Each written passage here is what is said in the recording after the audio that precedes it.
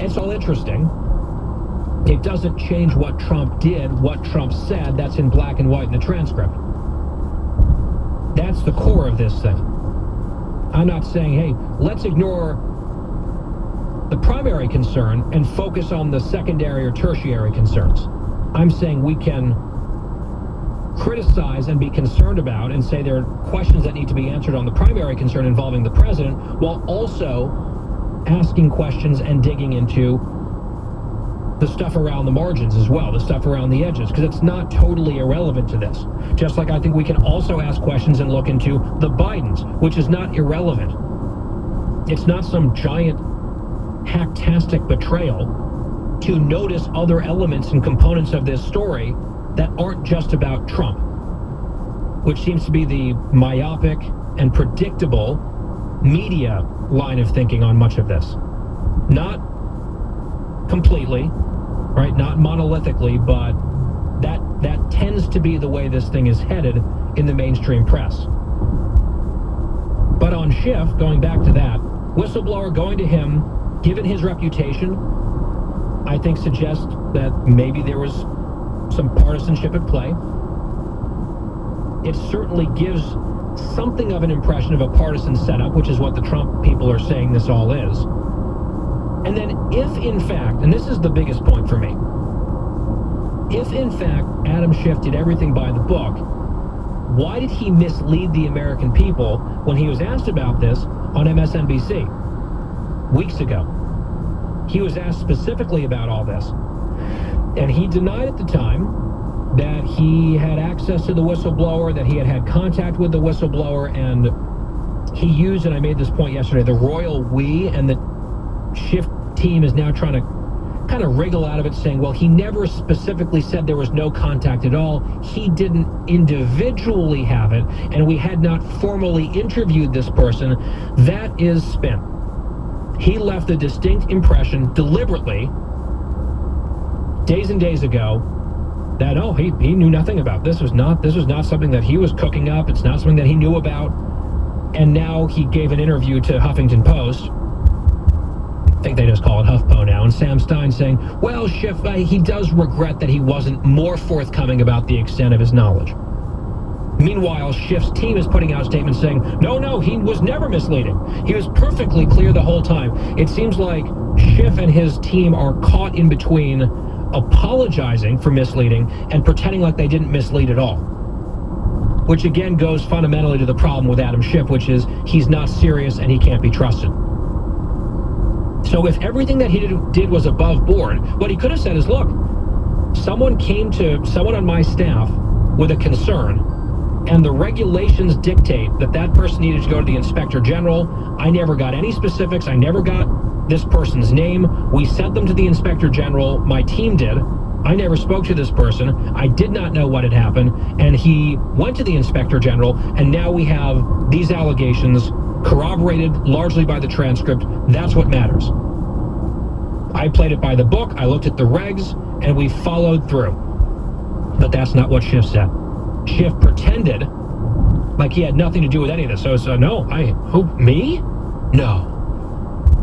And now he's expressing regret that he wasn't more forthcoming. Well, that's just a pattern of behavior with this guy. So Kevin McCarthy has called for a censure of Adam Schiff, given his whole parody act that he did in the hearing the other day, where he injected his own version of the transcript into the public record in the hearing room, which is nuts. That's a bad thing to do. And now you have more criticism coming in from various Republicans for this. Schiff's handling of the whistleblower and the way that he communicated what he knew or did not know to the American people, which was not honest. Again, with Adam Schiff. And I have to admit, last point on this, for now, it is getting so messy and complicated with so many people shouting about different little pieces of this. I am working very hard not to lose the script, not to lose the plot. Maybe that's part of the point here. Certainly with Rudy Giuliani, I feel like I can never follow the plot. I'm not sure if he can either at this point. What I'm trying to do is evaluate the facts as they come in and call them out, explain them, and cut through the spin. It's awfully difficult. And this latest spin from Schiff is pretty weak, but not surprising at all, given his track record. Mr. We have full evidence of collusion with Russia. No, you didn't. Bob Mueller basically pantsed you with the Mueller report, and even after that became clear, you're still pretending like there's collusion. That is not a credible face of the Intelligence Committee in the House, and that is an ongoing problem for the Democrats in this process. We got to run. Quick break, right back. Energetic, informed, fast-paced. Guy Benson Show.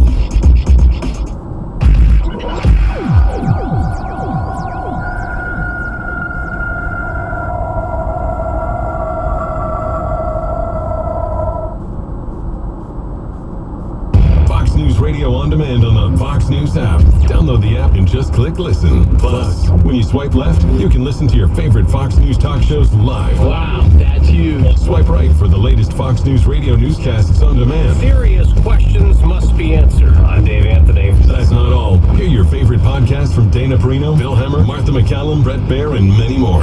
Fox News Radio and the Fox News app. Download it today. America's listening to Fox News.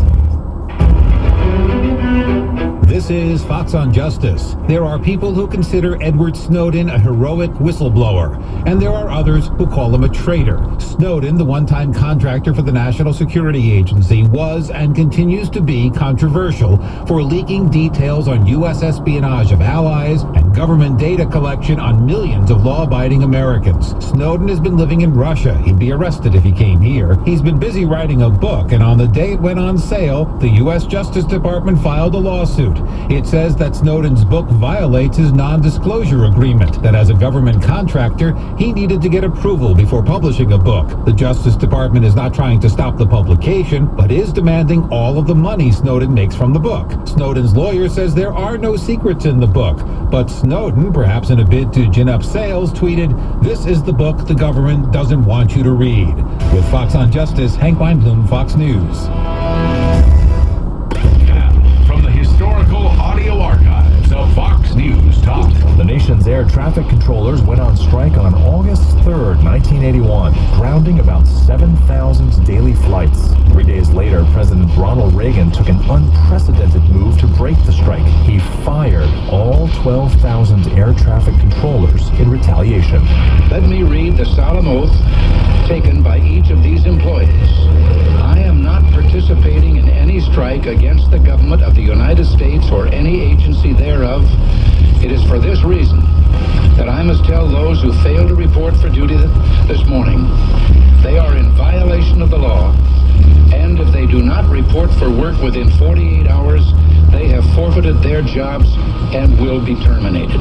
Stay tuned to hear more history as it unfolds before your ears. It's the audio archives of Fox News Talk. Fox on Faith.